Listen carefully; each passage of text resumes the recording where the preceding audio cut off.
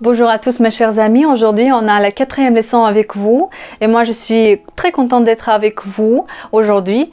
Donc regardez, la dernière fois on a appris avec vous une partie des lettres de l'alphabet russe. Aujourd'hui on va apprendre encore une autre partie, la prochaine fois on va apprendre la dernière partie. Aujourd'hui on a 5 lettres. Comme la dernière fois, je vais vous demander d'utiliser votre imagination pour pouvoir imaginer ces lettres dans votre tête et pour mémoriser bien. Donc aujourd'hui les lettres vont avoir une écriture très spécifique et très spéciale. Regardez, la première lettre d'aujourd'hui peut vous ressembler à une chaise inversée où je me suis dit c'est le chiffre 4 avec des lignes souples, douces. Cette lettre porte le son tch, comme dans le mot par exemple tchèque. Tch, tchèque. L'autre lettre, vous pouvez me dire que vous le déjà connaissez. Bien sûr, c'est la lettre ch en russe. Mais on écrit ici une petite ligne à droite et une petite ligne en bas. Donc c'est comme si on écrit avec vous, on dessine avec vous un angle. C'est la lettre qui porte le son ch. J'aime beaucoup écrire la transcription. Donc ch, comme par exemple dans le mot que vous connaissez, parachute. Donc, ch. L'autre lettre, je me suis dit qu'elle peut vous ressembler par exemple un arbre avec le tronc ou par exemple deux parties de pomme avec une ligne au milieu. Regardez comment on le dessine. C'est la lettre qui a le son F ou F. Comme par exemple dans le mot flacon. Donc, F, F.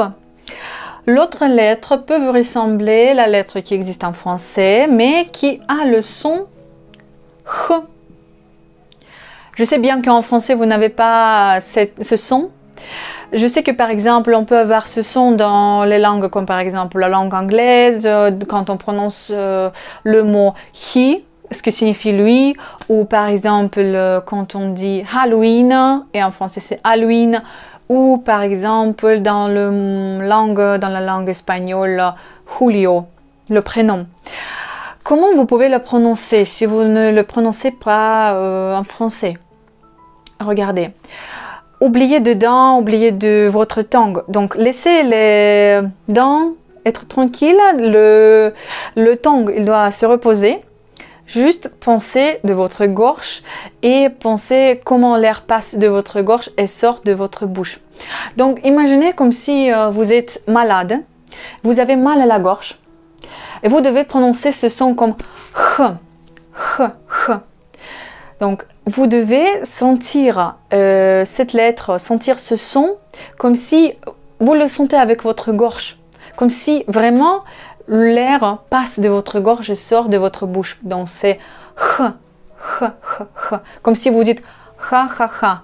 Comme si il y a une blague et vous rigolez. Donc ha, ha, ha. J'espère que j'ai bien expliqué. Je sais que peut-être ça peut être un petit peu difficile pour vous. Donc c'est h, comme dans le mot anglais he ou Halloween en anglais. Ok, Halloween. Anglais. La dernière lettre d'aujourd'hui sera la lettre qui peut ressembler à la lettre précédente, H, mais c'est pas H, c'est la lettre J. J, comme par exemple dans le mot gendre. J, gendre. Elle peut vous ressembler, je me suis dit, le flacon de neige ou même... Qu'est-ce que je me suis dit? Oui, c'est comme s'il y a une ligne verticale, il y a deux lignes qui sont diagonales, comme si les lignes sont toutes ces trois lignes sont croisées. Donc, imaginez que même vous pouvez voir l'étoile. L'étoile, flacon de neige, c'est comme vous voulez. Donc, une ligne, encore une fois, doit être verticale et deux lignes doivent être diagonales. C'est tout avec les lettres pour aujourd'hui. Allez-y, répétez après moi maintenant parce que comme ça vous allez mémoriser. Donc c'est ch comme tchèque, ch comme parachute, ch, f comme flacon. Donc la lettre H, comme dans le mot anglais he ou Halloween, et la lettre J, comme par exemple dans le mot gendre. Parfait. La dernière fois, je vous ai donné un mot pour que vous puissiez voir ce mot dans, par exemple, sur l'internet. Donc c'était le mot qui est déjà écrit sur le tableau, c'est le mot ballet. Vous avez le même mot en français, vous le prononcez comme ballet. Pourquoi ballet est tellement important pour les Russes, pour les Russes? En fait, ballet, si vous ne connaissez pas, c'est une variété de l'art. C'est un type de danse. Ballerina, c'est une femme, danseuse. Donc, les danseurs et les danseuses, ils font un travail tellement dur et tellement difficile, hein, et vous pouvez voir le résultat de ce travail sur la scène. Il y a beaucoup de gens qui viennent en Russie pour voir ce type de danse sur la scène, sur la grande scène. On a par exemple dans la ville Moscou, on a un grand théâtre qui s'appelle le Grand Théâtre, si on le traduit de la langue russe en français. Donc c'est le théâtre qui s'appelle le Bolchoï Théâtre. Regardez, le Bolchoï Théâtre. C'est un grand théâtre où il y a beaucoup de billets avec des prix très chers pour les performances comme par exemple le ballet, comme l'opéra et des autres performances. Et il y a toujours beaucoup de touristes et beaucoup de Russes même qui viennent pour voir des performances sur la scène. Parce que c'est le travail qui est tellement magnifique des danseurs, des chanteurs. Donc si un jour vous venez voir Moscou, n'hésitez pas à acheter des billets pour venir voir dans le Bolchoï Théâtre le ballet russe. Ou même vous pouvez voir maintenant sur YouTube, il y a le ballet qui peut être, que vous pouvez voir le ballet, la performance enregistrée sur YouTube. N'hésitez pas à aller voir, vous serez vraiment très impressionné. Maintenant, mon assistant me dit que c'est le temps de vous montrer le mot de jour. Mon assistant, merci bien pour ton aide. Voici, c'est le mot de jour d'aujourd'hui.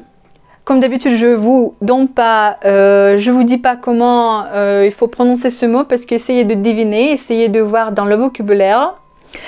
C'est le mot qui est aussi très significatif pour la Russie.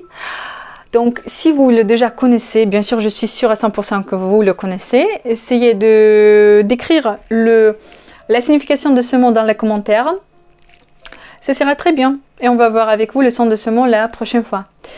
Pour aujourd'hui, je vais vous dire que ce soir était avec vous Annabelle Son. Comme d'habitude, je vous souhaite tous d'avoir de la joie et de la santé. On va se revoir avec vous la prochaine fois. Au revoir et à très bientôt. Au revoir.